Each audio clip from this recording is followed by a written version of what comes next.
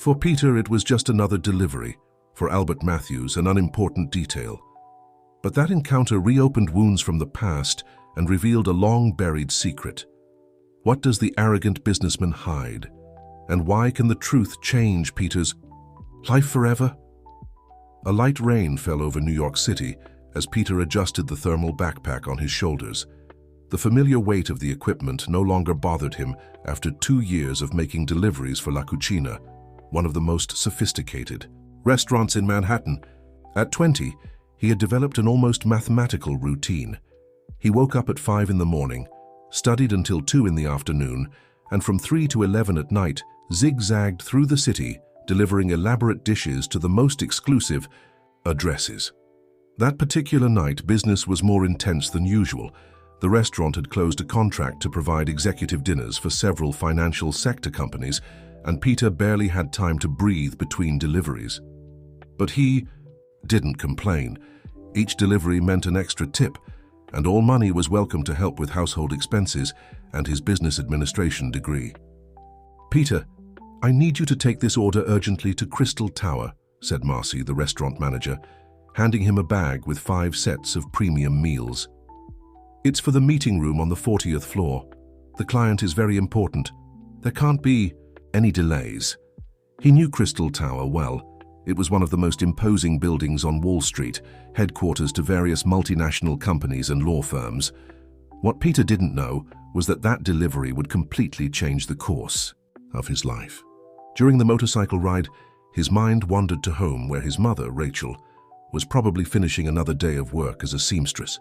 For as long as he could remember, it had been just the two of them against the world. Rachel never talked about his father, and Peter had learned not to ask after seeing how the subject saddened her. On the rare occasions when she touched on the topic, she would only say that some stories were better left in the past. The lobby of Crystal Tower was practically empty at that hour of the night, except for security guards and some cleaning staff. Peter already knew the routine: present his delivery badge, pass through the turnstile, and head to the service elevator.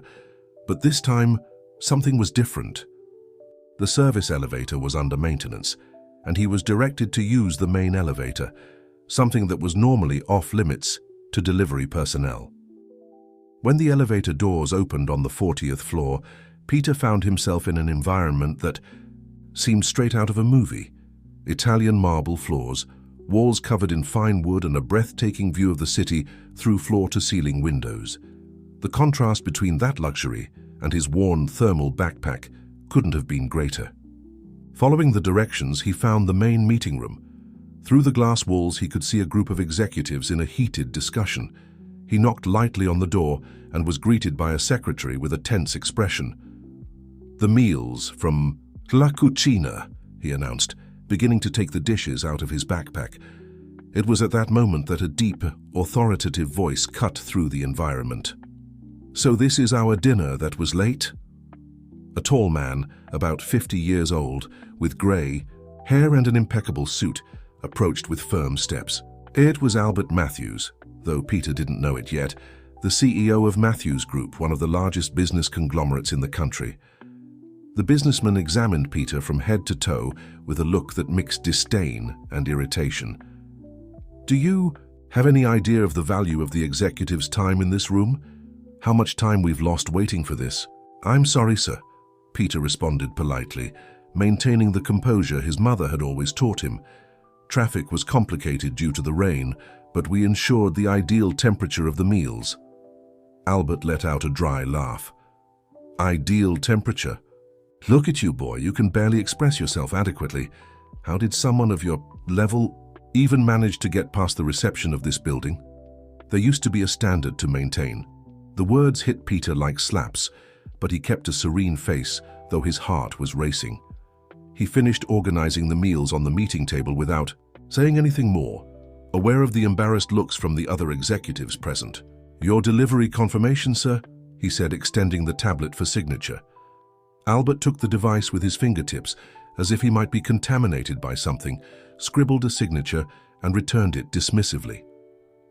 "Next time, send someone more suitable." Peter left the room feeling the weight of that humiliation, but something inside him burned. It wasn't anger, it was an even greater determination to prove his worth. As he descended in the elevator, he thought of his mother and how she always said that true wealth was in a person's character, not in their bank account. What he didn't know was that the encounter had also deeply affected Albert, though for very different reasons. Something in the young deliveryman's face had awakened long-buried memories, a ghost from the past that the businessman had tried hard to forget. That same night, upon arriving home, Peter found his mother still awake, sewing by the light of a table lamp. Rachel had a sixth sense for perceiving when something was bothering her son, and it took just one look to notice that something had happened. "What's wrong, my son?" she asked, setting aside the fabric. Peter hesitated for a moment but ended up telling her about the incident at Crystal Tower. As he described the arrogant businessman, he noticed that his mother was becoming increasingly pale, her hands nervously clutching the fabric she was sewing. What was his name?" Rachel asked, her voice trembling. "Albert Matthews," Peter replied, noticing the sudden change in his mother's behavior. "Why? Do you know him?" Rachel stood up abruptly, pacing the small living room with agitation. "No. I mean, it was a long time ago." She stopped, looking at her son with an expression he had never seen before, a mixture of fear, guilt, and something else he couldn't identify. "Mom, what's going on? You're scaring me." Rachel sat down again, her hands shaking slightly. "Peter, there's something I need to tell you, something I should have said a long time ago, but I was so afraid of how it would affect your life." Peter's heart raced. There was something in his mother's voice that indicated his life was about to change forever. What he didn't imagine was how much that night, that seemingly casual encounter with the arrogant businessman, was connected to his own past, to his own story. Rachel took a deep breath, her hands still trembling as she tucked a strand of hair behind her ear. The small apartment in Brooklyn, which had always seemed cozy to Peter, suddenly felt suffocating with the weight of the silence that preceded his mother's words. "Son, you need to understand that every decision I made in life was thinking of you, of your well-being," Rachel began, her voice heavy with emotion. 20 years ago, I was a young woman full of dreams, working as a secretary in a law firm in downtown Manhattan. Peter sat down beside her on the worn sofa, taking her hands in his. He had never seen his mother so vulnerable, so exposed. Rachel had always been his safe harbor, the unshakable rock that protected him from life's storms. "That's where I met Albert Matthews," she continued, and Peter felt his heart leap. He wasn't yet the magnate he is today, but he was already on the rise. Our relationship started discreetly, meetings after work, dinners in reserved restaurants, moments stolen between commitments. Rachel's words painted a picture of a romance that Peter had never imagined being part of his story. His mother described how Albert was different back then, or at least seemed to be. Charming, attentive, capable of making her believe that love could overcome the social barriers that separated them. "For 3 months I lived a dream," she said, her eyes lost in memories. "Albert talked about plans for the future, about how we would build something together. I was completely in love, blind to the signs that are so clear today." Peter listened, attentively, his heart beating faster and faster as the story unfolded. He was beginning to understand where this was going, but he needed to hear it from his mother. "When I found out I was pregnant, I thought it would be the happiest moment of my life," Rachel continued, her voice breaking. "I planned how I would tell him, even bought a pair of baby shoes to give with the news. But when I arrived at the office that day, I found my dismissal letter on the desk." Tears were now flowing freely down Rachel's face, and Peter felt his own eyes water. Albert had been promoted to executive director of one of the group's companies and was being transferred to Los Angeles. I tried to reach him, but he had changed all his contact numbers. His assistants treated me like an inconvenience, saying he didn't want to be bothered. "So Albert Matthews, he is..." Peter could barely form the words. "Yes, son, he's your father," Rachel confirmed, and Peter's world seemed to spin on its axis. "But he never knew about you. When I realized he had discarded me as if I meant nothing, I decided that my child didn't need someone like that in his life. I preferred to raise you alone with dignity and love, rather than beg for crumbs of attention from a man who rejected us before even knowing we existed." Peter stood up abruptly, pacing the room as he tried to process all of this. Albert's harsh words that night took on a new dimension of cruelty. His own father had humiliated him without knowing who he was. "Why did you never tell me before?" "Mom," he asked, his voice mixing confusion and hurt. Rachel wiped the tears with the back of her hands. "At first, it was to protect you from rejection. Later, I saw you growing up strong, determined, with values so different from his. I was afraid that the truth could hurt you, make you question who you are. You are my son, Peter, raised with love and honesty. I didn't want his money and power to taint that." Peter sat down again, absorbing every word.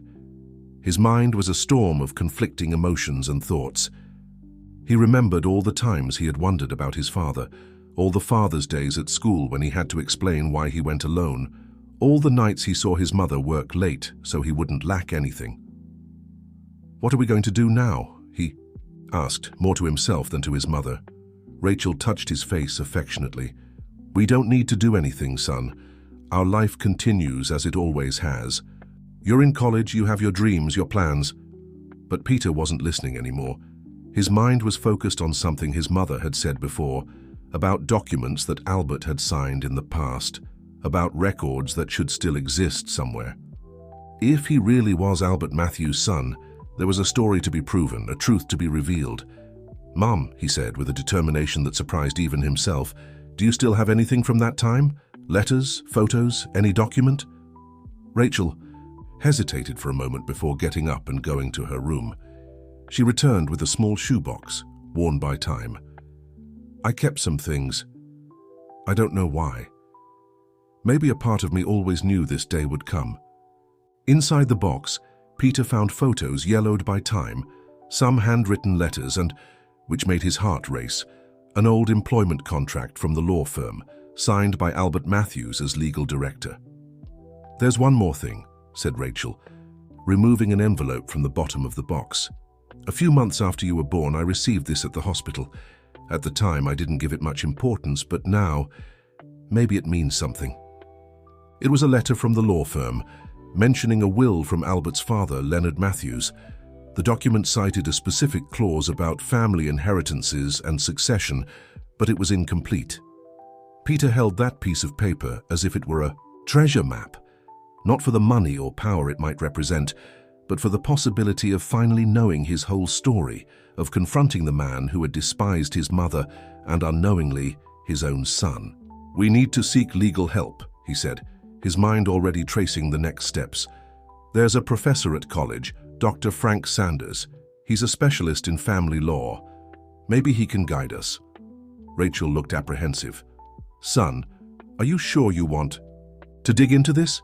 Albert Matthews is a powerful man with influence. I don't want you to get hurt even more." Peter hugged his mother, feeling the love and protection that had always guided him. "Mom, it's not about money or revenge. It's about justice, for you, for me, for our story. He needs to know who I am. He needs to face the consequences of his choices." That night, mother and son stayed up late, going through memories and documents, beginning to build the puzzle of their family history. What they didn't know was that, on the other side of the city, in his luxurious penthouse, Albert Matthews was also restless, disturbed by the image of that young delivery man who, for some reason he couldn't explain, wouldn't leave his thoughts. The law school where Peter studied was located in downtown Manhattan, a historic building that contrasted with the modern skyscrapers around it. That Monday morning, he arrived earlier than usual, determined to speak with Professor Frank Sanders before classes began. The professor's office was a small sanctuary of law books and meticulously organized papers. Frank, a 60-year-old man with white hair and thin-rimmed glasses, was known not only for his expertise in family law, but also for his unwavering integrity. "Professor Frank," Peter began, after being invited to sit, "I need your guidance on the delicate matter." The professor adjusted his glasses, carefully observing his student.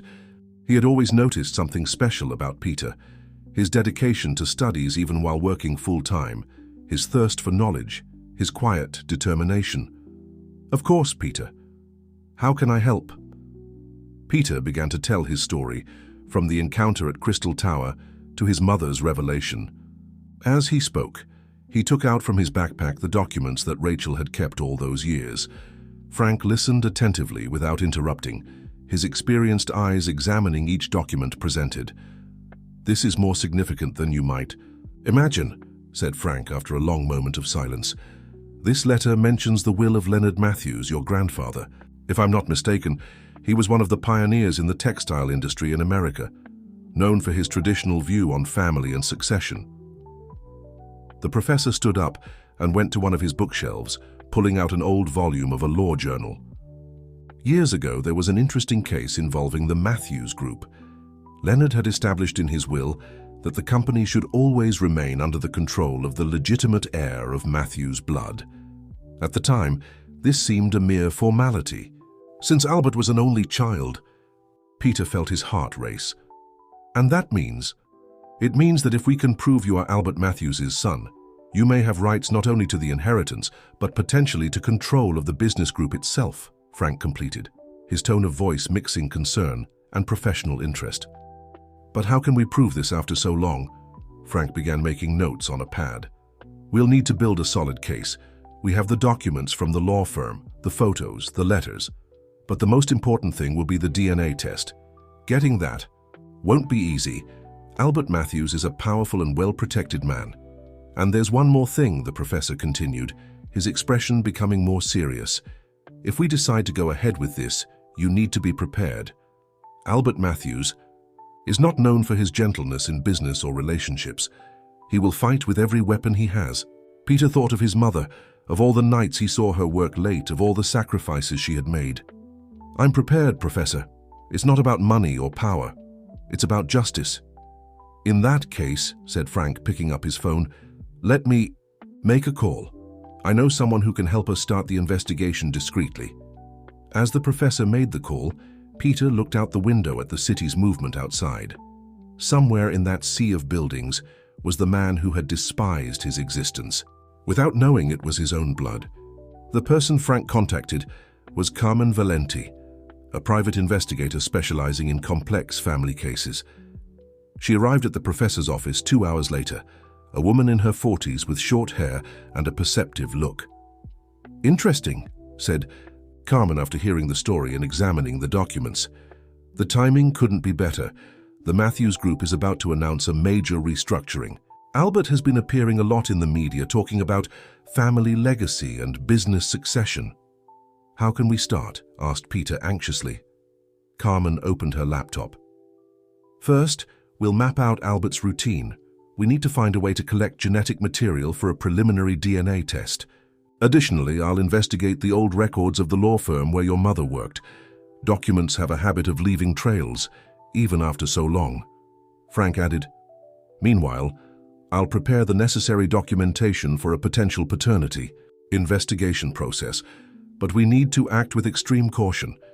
If Albert Matthews suspects anything before the right moment, he can make our lives very difficult." Peter nodded, feeling the weight of the situation.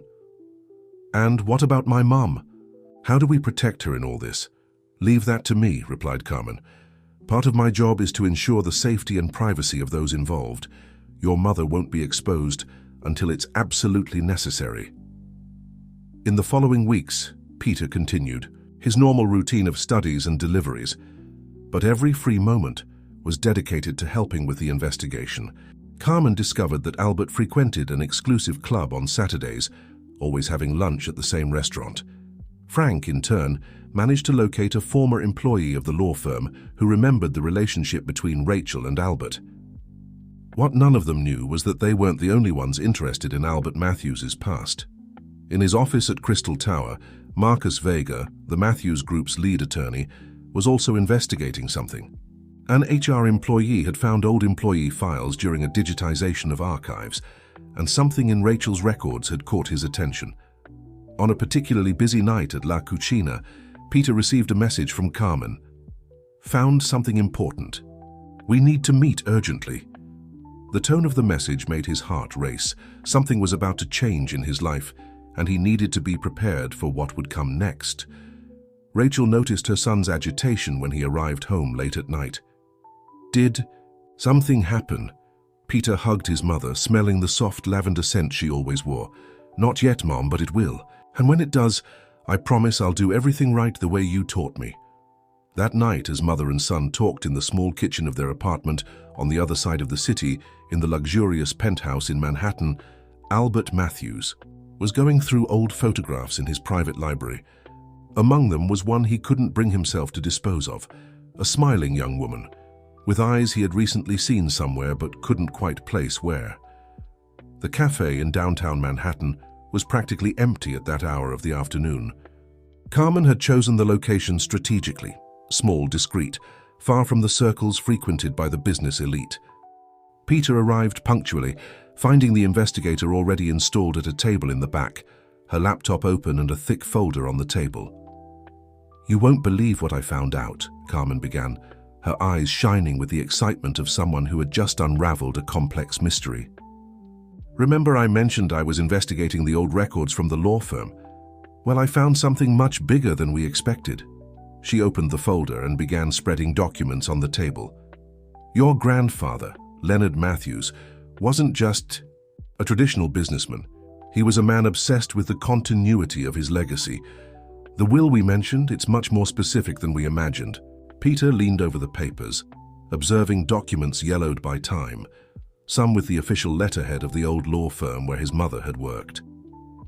"Leonard Matthews had a very particular vision about family succession," Carmen continued.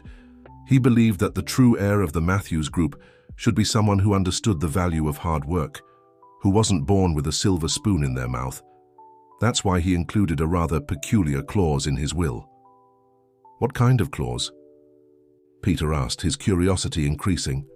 He established that if there was a blood heir who had been raised outside the family's circle of privilege, this person would have priority in the succession.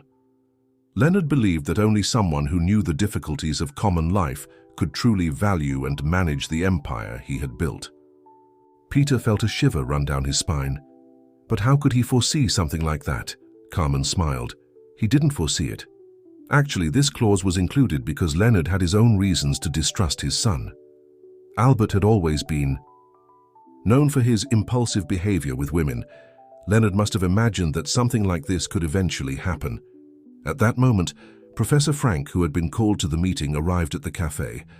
After hearing Carmen's discoveries, his expression became even more serious. "This changes everything," he said, adjusting his glasses. "With this specific clause, we don't just need to prove Albert's paternity. If we can prove that Peter is his son, and that he was raised outside the family circle, he has a legal right not just to a part of the inheritance, but to majority control of the Matthews Group." "There's more," said Carmen, picking up another document from the folder. "I found records that Albert visited the hospital where Peter was born 3 days after the delivery. He knew about Regina's pregnancy, but deliberately chose to ignore the situation. Peter felt a mixture of emotions taking over his chest: anger, sadness, indignation. He knew. All this time, he knew. But that's not all," Carmen continued. "I discovered that Mark Vieira, the current lead attorney for the Matthews Group, is also investigating something related to the past. He's been asking questions about former employees of the firm, especially about your mother." Frank frowned. "This could be a problem. Mark is known for his loyalty to Albert. If he discovers about you before we're prepared—" "I already have a plan for that," Carmen interrupted. "During my investigation, I discovered that Teresa Matthews, Albert's younger sister, who everyone thinks is traveling the world, is actually living discreetly in a house in upstate New York. And according to my sources, she harbors her own resentments against her brother." "And how can this help us?" Peter asked. "Teresa was very close to your grandfather, Leonard. She can not only confirm the existence of the will clause, but she may also have crucial information about Albert's past. Plus, she has access to family documents that could strengthen our case." Frank began making notes in his notepad. "We need to act with even more caution now. If Mark Vieira is investigating, it means Albert might be suspecting something. We can't make any false moves." "There's one more thing you need to know," said Carmen, her expression becoming more serious. "I found records that Albert is planning a major reorganization of the Matthews Group. He intends to transfer a large part of the assets to an offshore holding company, which could make our legal action much more difficult if we don't act in time. Peter felt the weight of responsibility on his shoulders. It wasn't just about him or justice for his mother now. It was about an entire family legacy, about his grandfather's vision that he had never known. "What do we do now?" he asked. "First," Frank replied, "we need to legally document all of this. I'll prepare an initial petition, but we won't file it yet. Then we need to contact Teresa Matthews, but discreetly." "I'll handle that," said Carmen. "I have a contact in the town where she lives. I can arrange a meeting without raising suspicions." "And what about my mom?" Peter asked. "She needs to know about all of this." Frank put his hand on Peter's shoulder. "Yes, but let's take it easy. Your mother has carried this burden alone for a long time. We need to protect her throughout this process." When the meeting ended, it was already night. Peter was walking to the bus stop, his mind a whirlwind of thoughts. His phone vibrated. It was a message from La Cucina asking him to make an urgent delivery. To Crystal Tower, again.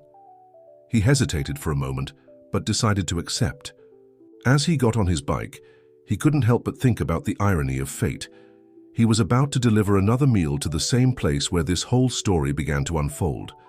What Peter didn't know was that, at that exact moment, Mark Vieira was in his office at Crystal Tower, staring fixedly at an old photo of Regina he had found in the archives.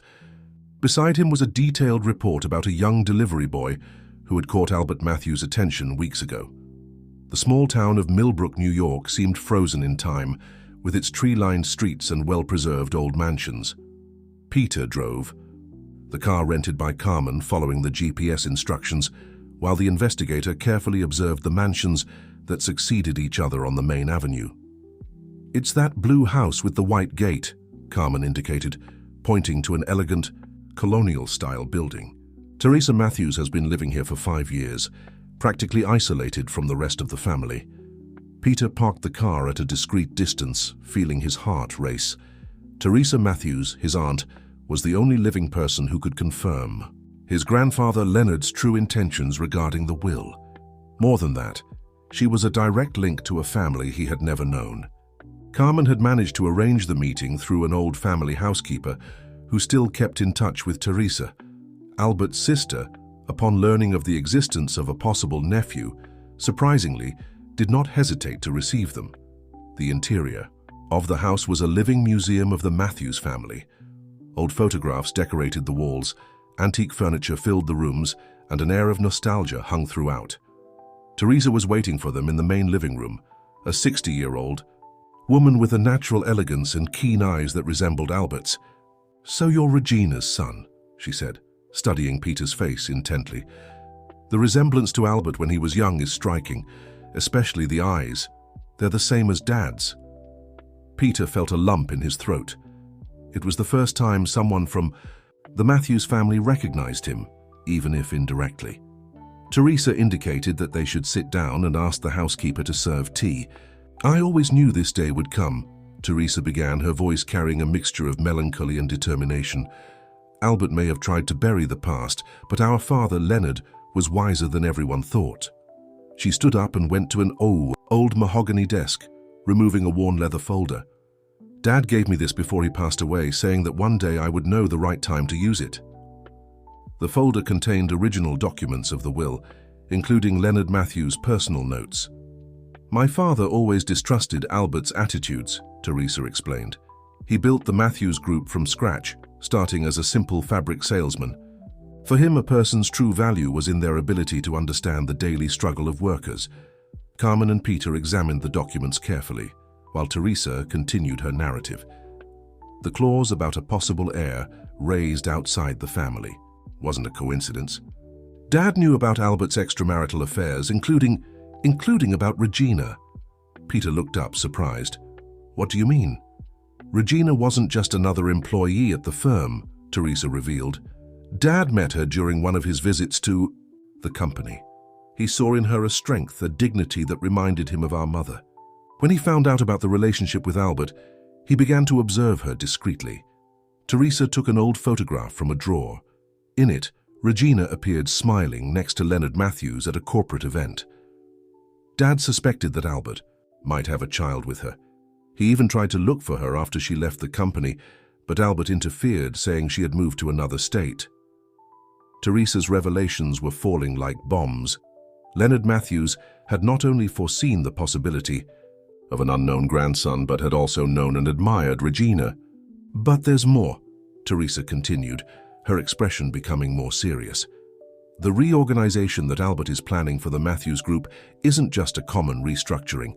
He intends to dismantle the company in a way that would invalidate several clauses of Dad's will, including the one that protects your rights, Peter." Carmen made quick notes on her tablet. "How long do we have before this happens?" "The shareholders' meeting is scheduled for a month from now," Teresa replied. "After that, it will be much more difficult to reverse any decision." "We need to act soon," said Carmen, exchanging significant looks with Peter. Teresa took Peter's hands in hers, a surprisingly maternal gesture. "You have not only the Matthews blood, but also your mother's strength. Regina did an extraordinary job raising you alone, and that's exactly what Dad valued: character, dignity, strength." She stood up and went to a safe embedded in the wall, hidden behind a painting. "I have one more thing for you," she said, removing a sealed envelope. "These are letters that Albert wrote to Regina at the time of their relationship. He thinks they've all been destroyed, but Dad managed to preserve some. In them, Albert not only acknowledges the relationship, but also makes promises and plans for the future." Peter held the envelope with trembling hands. There was the definitive proof of the relationship between his parents, written by Albert himself. "Why are you helping us so much?" he asked Teresa. Her eyes shone with contained tears. "Because it's time for the truth to come out. Albert transformed Dad's dream into a cold, soulless empire. The Matthews Group should be more than profits and power. It should be a legacy of values, social responsibility, dignity." Before they could continue the conversation, Carmen's cell phone vibrated urgently. It was a message from Professor Frank. "Mark Vieira is moving the pieces. He found hospital records from the time of Peter's birth. We need to accelerate our plan." Teresa sensed the tension in the air. "You need to go now. Mark has eyes and ears everywhere. But don't worry, I'll be by your side when necessary. It's time for the Matthews family to return to its true path." As they said goodbye, Teresa hugged Peter for a long time. "You're the spitting image of your grandfather, you know. He would be very proud to see the man you've become." On the way back to New York City, Peter remained silent, absorbing everything he had discovered. His father's letters, the photographs, the documents. Each piece of the puzzle fit together in a way he had never imagined possible. What he didn't know was that, at that exact moment, Mark Vieira was in a tense meeting with Albert Matthews at Crystal Tower. On the table, a folder with recent photos of Peter, Regina, and most surprisingly, of Teresa leaving her house in Millbrook that same afternoon. Albert Matthews' office on the top floor of Crystal Tower was silent, except for the sound of rain hitting the panoramic windows. It was past 9 at night, and the city below was a sea of flickering lights. Albert observed the urban landscape with a glass of whiskey in hand, while Mark Vieira spread photographs and documents on his mahogany desk. "So my sister is involved in this," said Albert, his voice laden with contained anger. The photos clearly showed Teresa receiving Peter and Carmen at her house in Millbrook. "It's not just that," replied Mark, picking up another document from the folder. "Teresa has access to original documents of your father's will, including his personal notes on the succession clause." Albert swirled the glass in his hands, watching the amber liquid create small whirlpools. "Regina. After all these years, I should have imagined this day would come. The boy is your son, Albert. The hospital records leave no doubt, and the physical resemblance is undeniable. Anyone who knew your father can see Leonard Matthews in his eyes." The businessman walked to his desk, opening a locked drawer. From inside, he removed an old photograph, yellowed by time. In it, a young Regina smiled next to a younger Albert in a seaside restaurant. "I knew about the pregnancy," he confessed, surprising Mark. "At the time, I was about to take over the presidency of the group. A child out of wedlock with an employee. It would have been a scandal that could have destroyed everything my father built." "Why didn't you tell me this before?" asked Mark, frustrated. Because it was a chapter of my life that I preferred to keep buried. I paid people to monitor Regina from afar, to ensure that she and the child had what they needed, but I never imagined that my father could have foreseen something like this in his will. Mark picked up another document. The shareholders' meeting is scheduled for 3 weeks from now. If we don't act quickly, Peter could file a lawsuit and paralyze the entire restructuring process. And what do you suggest? We could try a controlled approach, proposed Mark. Offer a generous settlement in exchange for waiving any rights to the group. Regina raised the boy alone, with difficulties. A good sum of money could be tempting. Albert let out a dry laugh. You don't. No, Regina. She has more pride and dignity than all the people who frequent this building put together. And from what you've shown me about Peter, he seems to have inherited that from her. On the other side of the city, in the small apartment in Brooklyn, Peter was showing his mother the letters found with Teresa. Regina read them with tears in her eyes, each word bringing back memories of a time she had tried so hard to forget. Your grandfather Leonard, she said, holding one of the photographs. He was different from the other businessmen. When he met me at the office, he always asked about my family, my dreams. He even offered me a scholarship, but Albert prevented it, saying it wasn't appropriate. Peter hugged his mother, feeling the fragility and strength she carried. Professor Frank thinks we should file the lawsuit next week. Carmen has obtained all the evidence we needed. Regina looked worried. Son, are you sure? Albert is a powerful man. He can make our lives very difficult. Mom, it's not just for us. It's for Grandpa Leonard too. He wanted the Matthews Group to be different, to have a greater purpose than just profit and power. Peter's phone rang. It was Carmen. Peter, we need to meet now. Mark Vera just left a meeting with Albert at Crystal Tower. My contacts say they're planning something. Meanwhile, in the penthouse in the Upper East Side, Albert was in his private library rereading his father's personal notes that Teresa had digitized and sent anonymously to his email. A true leader, Leonard had written, is not one born with a silver spoon, but one who understands the value of work, dignity, and compassion. The Matthews Group cannot be just another corporate empire. It must be an instrument of social transformation. Albert closed his eyes, feeling the weight of his father's words. In his mind, images of the young delivery boy he had humiliated, of the Regina he had loved and abandoned, of the empire he had built on foundations of pride and ambition, all mixed together. At La Cucina, Peter was finishing another day of deliveries. Marcy, the manager, called him before he left. Peter, a special order just came in. The client wants you, specifically, to make the delivery tomorrow at 9 a.m. at Crystal Tower. Peter felt a shiver run down his spine. The client's name on the order, Albert Matthews. Carmen, who was monitoring the movements, immediately sent messages to Frank and Teresa. The confrontation everyone had been expecting was about to happen, but in a way no one had foreseen. Teresa, at her home in Millbrook, took out one last document she had kept, a letter from her father, to be delivered only when the true heir of the Matthews Group was revealed. It was time to fulfill Leonard Matthews' last wish. The morning was exceptionally clear in New York City, the sun reflecting off the mirrored facade of Crystal Tower like thousands of sparkling diamonds. Peter parked his bike in the usual spot, the La Cucina thermal backpack on his shoulders, but this time the weight he carried was much greater than just meals. Carmen had insisted on setting up a security plan. Don't go alone, she had pleaded, the night before. But Peter knew this moment needed to be just between him and Albert. Professor Frank had prepared all the necessary documents, and Teresa was on standby in New York, discreetly staying at a nearby hotel, ready to intervene if necessary. The elevator this time seemed to climb more slowly than usual. Peter watched. The floor numbers changed gradually, his heart beating harder with each floor. In his jacket pocket, he carried the letters Albert had written to his mother 20 years ago. When the doors opened on the top floor, a secretary was already waiting for him. Mr. Matthews is waiting in the main conference room, she said, leading him down a hallway decorated with impressionist artworks. The conference room was an imposing space, with a massive wooden table for 20 people and a panoramic view of New York City. Albert was standing by the window, observing the city. As he heard the door open, he turned slowly. You can leave the meals on the table, he said, his voice softer than usual. Peter placed the thermal backpack on the table, but didn't open it.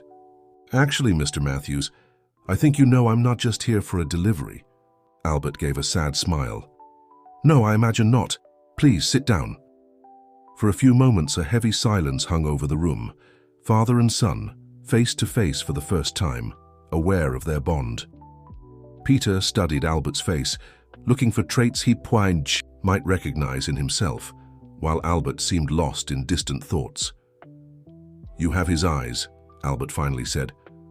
My father's. It's like looking at an old photograph. You knew, Peter said, not as a question, but as a statement. You knew about me from the beginning. Albert walked to a chair and sat down heavily. Yes, I knew. I kept people monitoring you and your mother over the years, ensuring you didn't go without, even if from a distance. And that was supposed to be enough. Peter's voice trembled slightly. Money sent secretly as if we were a mistake to be hidden. You don't understand. Albert ran his hand through his grayed hair. It was a different time. I was about to take over the presidency of the group. There were expectations, responsibilities.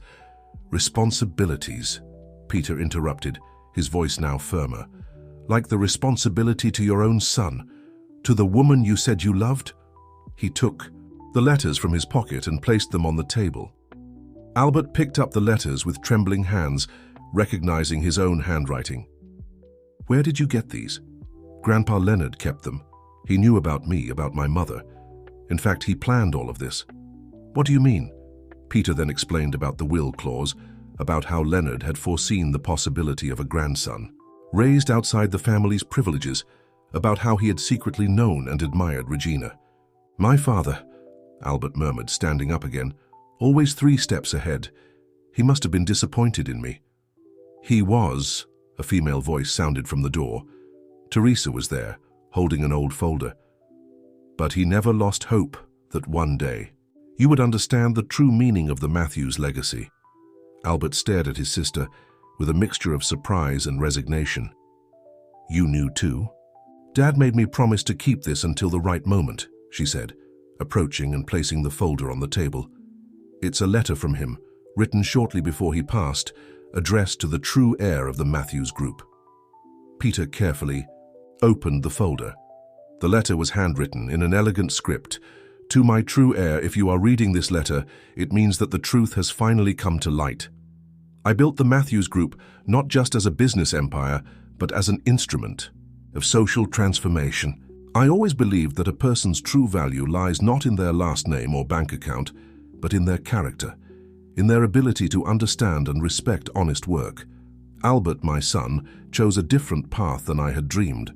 But you, my grandson, raised far from privileges, knowing the value of hard work and dignity, are the hope I always maintained that our legacy would be more than numbers on a financial statement. Regina, if you are also reading this, know that I always admired your strength and integrity. You gave my grandson something that no fortune could buy. True values. The future of the Matthews Group is now in your hands, my grandson. Use it wisely, with compassion, and never forget your roots. With love, Leonard Matthews. When Peter finished reading, silent tears were running down his face. Albert was seated, head bowed, while Teresa observed the scene with contained emotion. What do you want? Albert finally asked, his voice hoarse. Peter wiped away the tears and straightened in his chair. I don't want to destroy anything that Grandpa Leonard built. I want to transform the Matthews Group into what he always dreamed it would be. But for that, I need you to be my father, not my adversary. Albert raised his eyes, finding in his son's face the same determination he saw in the mirror every day. And your mother, how is she? Why don't you ask her personally? Peter replied. She never stopped believing there was goodness in you even after everything. At that moment, Mark Vieira burst into the room, holding papers. Albert, the lawyers, He stopped upon seeing the scene, realizing he had arrived too late for any interference. It's all right, Mark, said Albert, standing up. I think it's time for the Matthews Group to return to its true roots. He turned to Peter. Son, we have a lot to talk about, and a lot to fix. Breakfast was served on the terrace of the Matthews Mansion in the Hamptons. It was a sunny Sunday, 2 weeks after the confrontation at Crystal Tower. and a small family gathering was taking place around the table. Regina, initially hesitant to accept the invitation, was seated next to Teresa, the two talking like old friends reuniting after years of separation. Peter observed the scene with a mixture of joy and disbelief. In just 15 days, his life had changed completely. Albert had cancelled the shareholders' meeting and initiated a restructuring process different from what was initially planned, one that would more faithfully follow Leonard Matthews' original vision. "The coffee is still the way you liked it," said Albert, serving a cup to Regina. His tone was soft, almost shy, so different from the authoritarian businessman everyone knew. Regina accepted the cup with a small smile. "You remember?" "I remember many things," he replied, his eyes revealing a mixture of regret and hope. "Things I should never have forgotten." Teresa picked up a folder that was beside her. "I found more old photographs yesterday, organizing Dad's office." She began to spread the photos on the table, moments frozen in time that told the story of the Matthews family. "Look at this one." She pointed to a particular photograph. It was on the day of the inauguration of the first fabric store. Dad was so proud. He insisted that all the employees be in the photo, side by side with the family. Albert picked up the photograph, studying it carefully. He always said that a company's true value was in the people who built it, not in the numbers on spreadsheets. "And that's how it's going to be again," said Peter, his voice firm but gentle. In the past few days, he had immersed himself in the family business, participating in meetings and getting to know every aspect of the Matthews Group. His business administration background, combined with his life experience, brought a unique perspective that was already gaining respect among the executives. "Son," Albert called, "there's something I'd like to show you." He stood up and gestured for Peter to follow him to his study. The room was a sanctuary of family memories. Albert walked to a painting on the wall. It was Leonard Matthews in his youth, next to the first fabric store. Carefully, he removed the painting, revealing a built-in safe. "My father left this for the right moment," he said, opening the safe and removing a small carved wooden box. Inside was an antique pocket watch with the initials LM engraved on the lid. "This watch," Albert explained, "was the first valuable object my father bought when he started to succeed in business. He used to say that the watch reminded him that time was the most precious asset we had, not to accumulate wealth, but to make a difference in people's lives." With trembling hands, he extended the watch to Peter. He wanted this to be passed on to whoever truly understood the meaning of time and work. Peter held the watch, feeling its weight, not just physical, but symbolic. "Thank you, Dad." It was the first time he had called Albert Dad, and the word hung in the air like a bridge being built over a 20-year abyss. In the garden, Regina and Teresa had joined Carmen, who had arrived for breakfast bringing more documents found in her investigation. But now, instead of evidence for a lawsuit, they were pieces of a family puzzle being lovingly assembled. "You know what impresses me the most," commented Carmen, observing the interaction between everyone. "How Mr. Leonard managed to foresee all of this. He wasn't just protecting an estate. He was protecting values, principles." Teresa smiled. "Dad always said that money was like water. It could create gardens or cause floods, depending on how it was channeled." At that moment, Peter and Albert returned to the garden. Leonard's watch rested in the pocket of Peter's vest, its weight constantly reminding him of the responsibility he now carried. "We have an important meeting tomorrow," said Albert, sitting next to Regina. "The board needs to approve the changes we've planned for the employee benefits program." Peter nodded.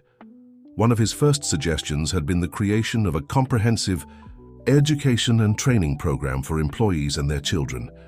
"The best way to honor Grandpa Leonard's legacy is to give people the same opportunities he always advocated for." Regina watched her son with pride. The boy she had raised alone amidst difficulties and sacrifices was now a man who carried not just the name, but primarily the values she had always tried to teach him. "I'm going to need to reduce my deliveries at La Cucina," Peter commented, a smile playing on his lips. "But I won't stop completely. I want to keep my feet on the ground, never forget where I came from." Albert, who before would have considered this inappropriate for a Matthews, now understood perfectly.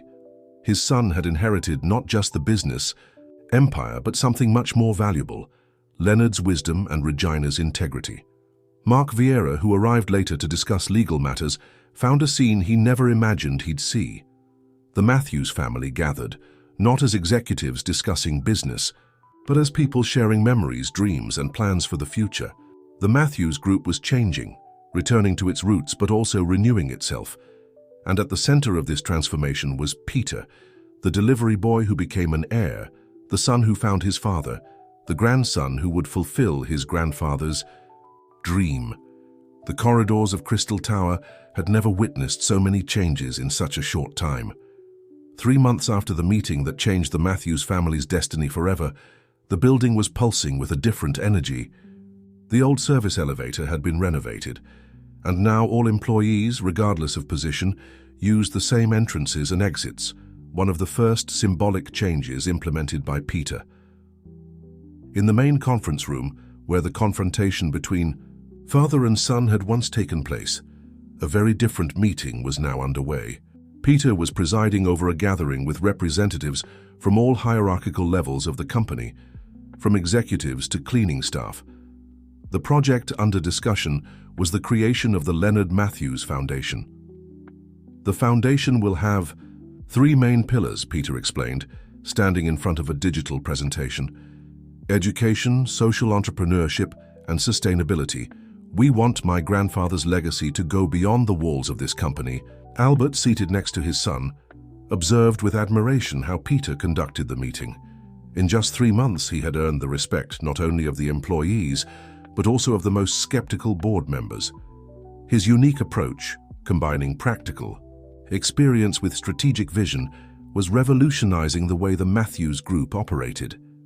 The first project will be the Regina Sanders Skill Center, Peter continued, casting an affectionate look at his mother, who now held a position on the Foundation's board, a space dedicated to professional training and personal development, focused primarily on young people from underprivileged communities. Regina, who maintained her sewing workshop as a reminder of her origins, now divided her time between the foundation and social projects. Her life experience had become a valuable source of insights for the group's initiatives. Teresa, who had permanently moved to New York City, coordinated the cultural part of the foundation. Her first initiative was to create a museum telling the story of the Matthews Group, with special emphasis on Leonard's trajectory and the values he defended. "There's one more thing," said Peter, making a dramatic pause. "Starting next month, we'll implement a profit-sharing program that will include all employees, from the president to the office boy. As my grandfather always said, a company's success is built by many hands." The news was received with enthusiastic applause. Mark Vieira, who had initially been skeptical about the changes, was now one of the biggest advocates of the new policies. He had discovered that it was much more rewarding to use his legal knowledge to create opportunities than to protect privileges. After the meeting, Peter found Albert in his office, now redecorated with photographs that told the complete story of the family, including recent photos with Regina and moments from the company's daily life. "Son," Albert called, "I want to show you something." He opened a folder on his computer. "These are the numbers from the last quarter. After all the changes we implemented, people said our results would fall." Peter leaned in to see the screen and smiled. The Matthews Group had recorded the best quarter in its history, not just in financial results, but also in employee satisfaction rates and social impact. "Grandpa Leonard was right," said Peter. "When you take care of people, the numbers take care of themselves." At the end of that afternoon, a small celebration was held at La Cucina. Peter had insisted on maintaining his friendship with his former co-workers, and the restaurant was now one of the Matthews Group's official suppliers. Marcy, the former manager, couldn't hide her pride as she saw Peter arriving with Albert, Regina, and Teresa. "Who would have thought, huh?" she joked. "My best delivery boy became president of one of the country's largest companies." "Ex-best delivery boy," Peter corrected, laughing. "I still make a special delivery once in a while just to keep in practice." The evening passed with stories, laughter, and planning for the future. Carmen, who had become a permanent consultant for the group shared ideas for new social projects with Teresa. Regina and Albert talked in a quieter corner, rebuilding bridges that time had torn down. In the middle of the celebration, Peter received a message on his cell phone. It was an old photo found by Teresa in another of her searches through the family archives. In the image, Leonard Matthews stood in front of the first fabric store with a handwritten sign. "Here we don't just sell fabrics, we weave dreams and opportunities." Peter tucked his grandfather's pocket watch into his pocket, feeling its comforting weight. In 3 months, the Matthews Group had begun to return to its roots, not just as a successful company, but as an instrument of social transformation, exactly as Leonard had dreamed. The sound of clinking glasses caught his attention. Albert had stood up and was asking for attention. His father, who was once known for his authoritarian stance, now smiled with genuine happiness. "I want to make a toast," he said, looking at each face present. "Family is not just those who share our blood, but those who share our values." Leonard Matthews knew this, and now, thanks to my son, we've all learned it too. The glasses were raised in an emotional toast, while outside, New York City continued its frenetic rhythm. In Crystal Tower, the lights in Peter's office remained, on no longer as a symbol of isolated power, but as a beacon of hope and transformation. A year had passed since that first delivery at Crystal Tower that forever changed the destiny of the Matthews family. The main auditorium of the newly inaugurated Regina Sanders Skill Center was packed for the graduation ceremony of the first class. 300 young people from underprivileged communities, all trained in technical and professional courses, anxiously waited to receive their diplomas. Peter, wearing a discreet navy blue suit, observed the audience from the stage. Beside him, Regina nervously adjusted her new dress. She had insisted on sewing it herself for the occasion. Albert and Teresa occupied their places in the front row, along with Carmen and Professor Frank, who had become constant presences at family events. "A year ago," Peter began his speech, "I was a restaurant delivery boy, a student and the son of a seamstress. Today I continue to be exactly the same person, but I discovered that I carried within me a much greater legacy than I could have imagined." Peter's words echoed through the auditorium, touching hearts and minds. He told the story of his grandfather, Leonard, of the humble beginnings selling fabrics, of the vision of a company that would be more than numbers on a balance sheet. He spoke about his mother, Regina, who raised him with unwavering values, and about how fate had woven the threads of this story in a way no one could have predicted. "But today is not about me," he continued. "It's about each one of you. About how a person's true value is not in the last name they carry or the position they hold, but in the choices they make, the good they sow, the difference they make in the lives of others." In the audience, young and hopeful faces absorbed every word. Among them was Julia, one of the graduates who had been selected to speak on behalf of the class. Her story was special. The daughter of a former cleaning staff member of the Matthews Group, she was now graduating in information technology and had already been hired to join the company's development team. When Julia took the stage for her speech, her words moved everyone. "Before we saw Crystal Tower as a distant symbol of a world that didn't belong to us. Today we understand that dreams have no fixed address and opportunities shouldn't have a zip code." Albert, who for so long had hidden behind a mask of arrogance and power, couldn't contain his tears. In a year, he had regained not just a son, but his own humanity. The Matthews Group, under the shared leadership of father and son, had become a model of humanized management and social responsibility. Teresa, always attentive to the details that kept the family memory alive, had prepared a surprise for the end of the ceremony. A video began to play on the big screen. They were old images, restored, showing Leonard Matthews at different moments of his life. In one of the most touching scenes, he appeared personally delivering professional qualification certificates to employees over 40 years ago. "The future," Leonard said in the video, his voice carrying the wisdom of years, "doesn't belong to those who accumulate wealth, but to those who sow opportunities." After the ceremony, a small family gathering was held in the old apartment in Brooklyn. Regina had insisted on keeping the place, now transformed into a space of memories and informal family meetings. The aroma of freshly brewed coffee and homemade bread filled the air, while new and old photographs decorated the walls, the complete history of the Matthews family, without omissions or secrets. "You know what makes me proudest," said Regina, serving coffee in simple cups that mixed with the fine porcelain brought by Teresa. "Seeing that you haven't changed, son. You're still the same Peter you've always been." Peter smiled, taking Leonard's watch out of his pocket. "Grandpa was right, Mom. Time is the most precious asset we have, not to accumulate wealth, but to make a difference in people's lives." Albert, who was observing the scene, approached with an envelope in his hands. "Son, I found this morning. In the safe. It's a letter your grandfather wrote for you, to be delivered exactly 1 year after you took over the company." With slightly trembling hands, Peter opened the envelope. Leonard's firm handwriting filled a single page. "My dear grandson, if you're reading this letter, it means time has proven that I was right about you.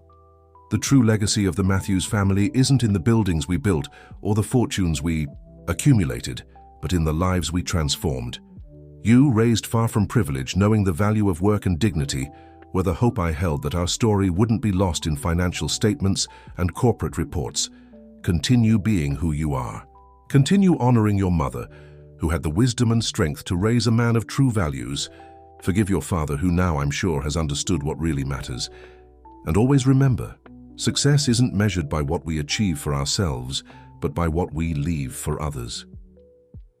With eternal love, your grandfather Leonard." Leonard's words echoed not just in that small room, but throughout the city. At Crystal Tower, the lights remained on, no longer as a symbol of isolated power, but as a beacon of hope and transformation. At the Regina Sanders Training Center, young dreamers prepared to write their own stories of overcoming adversity. Leonard's watch, now a constant presence in Peter's pocket, continued to mark not just the hours, but the moments of a new era for the Matthews family and for all those whose lives were touched by their legacy. It was more than a story of business, success. It was a story of redemption, of love, of second chances, and above all of how true values survive time and transform lives. Dear listeners, we hope that Peter's journey and that of the Matthews family has touched your hearts. This story shows us that true success lies not just in material achievements, but in the values we carry and the good we do for others. If you were moved by this tale of transformation and new beginnings, don't forget to subscribe to our channel and give this video a like. Share your own stories of overcoming and renewal in the comments. We'd love to hear them. And remember, we've prepared a special playlist with other equally inspiring stories, which you can find by clicking the link on the left. We'll continue to bring you stories that make us believe in the power of change and the strength of true values. Until next time.